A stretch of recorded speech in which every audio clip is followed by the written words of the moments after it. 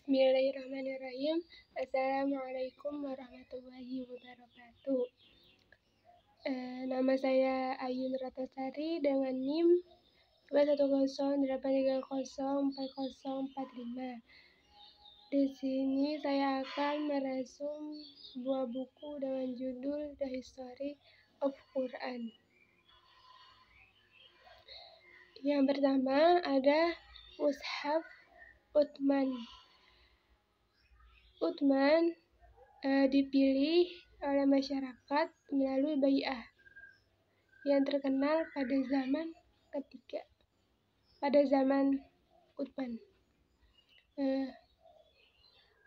Umat Islam pada zaman pemerintahan Uthman telah melibatkan Islam ke medan perang jihad sampai membawa Islam ke utara sampai ke Azerbaijan dan Armenia. Pada zaman pemerintahan Uthman, masyarakat memiliki bacaan Quran dengan dialek yang berbeda-beda. Dialek yang satu sama yang lainnya itu beda. Uthman juga tuh berfirasat kalau jika nanti dialek bacaan Quran itu berbeda-beda, terus nanti ke depannya bagaimana, itu takutnya nanti akan ada perselisihan di antara dialek-dialek itu.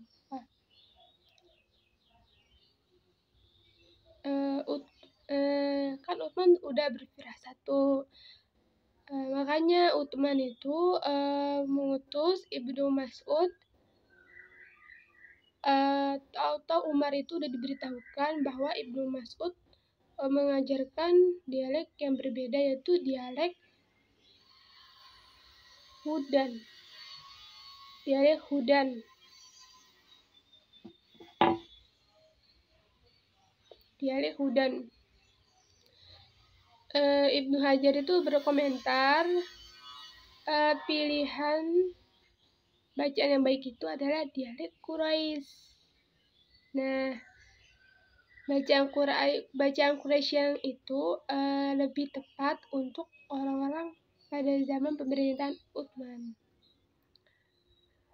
Uthman telah menyiapkan mushaf langsung dari suhuf.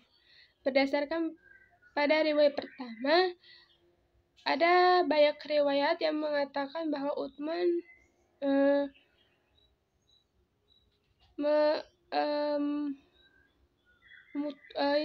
banyak riwayat Uthman yang untuk mengupayakan pengumpulan mushaf.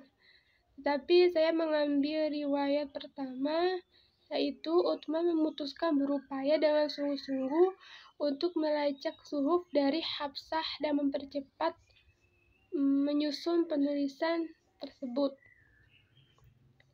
Untuk membuat naskah mushaf tersendiri, Uthman membentuk panitia yang berjumlah 12 orang.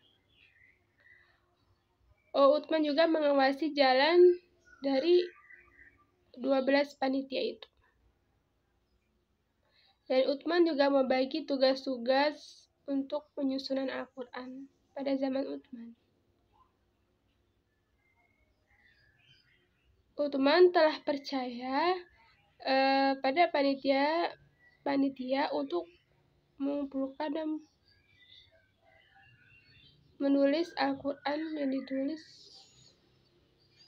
dalam mushafnya Uthman. Al-Quran penulisan pada zaman Uthman itu ditulis di atas kulit pada zaman itu. Mushaf independen itu muncul secara bertahap, dengan 12 orang itu mengesampingkan semua yang tidak pasti dalam ejaan konvensional agar Uthman dapat melihat secara pribadi.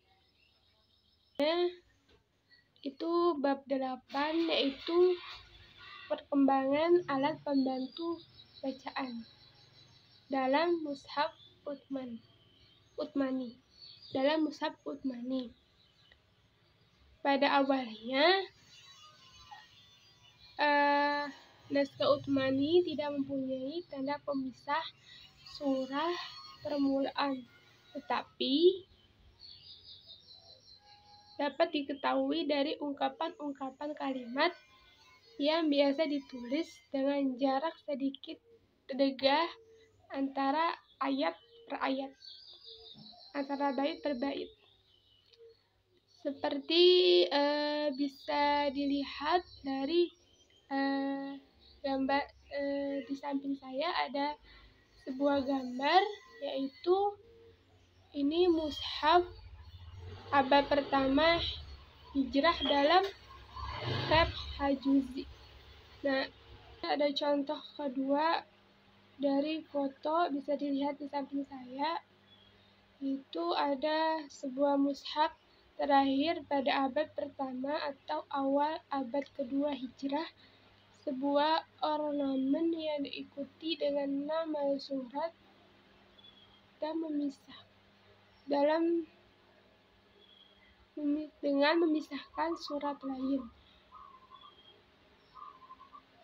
Selanjutnya, pemisah ayat 2. Mushaf Samarkand juga dikenal sebagai mushaf Tarskan, dinisbatkan ke Utsmani, yakni bahwa kemungkinan ia merupakan kopian dari aslinya. Nampaknya mushaf tersebut ditulis oleh beberapa tangan yang diantaranya menghapus pemisah ayat-ayat. Sebagai contoh di gambar bisa dilihat di samping saya, ini adalah mushaf abad pertama Hijrah dengan pemisah ayat dalam bentuk titik. Selanjutnya ada gambar selanjutnya, contoh bisa dilihat di samping saya, sebuah mushaf abad pertama Hijrah dengan pemisah ayat dalam bentuk 4 titik horizontal. Selanjutnya ada gambar keempat, bisa dilihat di samping saya, mushaf abad pertama Hijrah dengan pemisah ayat dalam bentuk segitiga. Cukup sekian. Wassalamualaikum warahmatullahi wabarakatuh.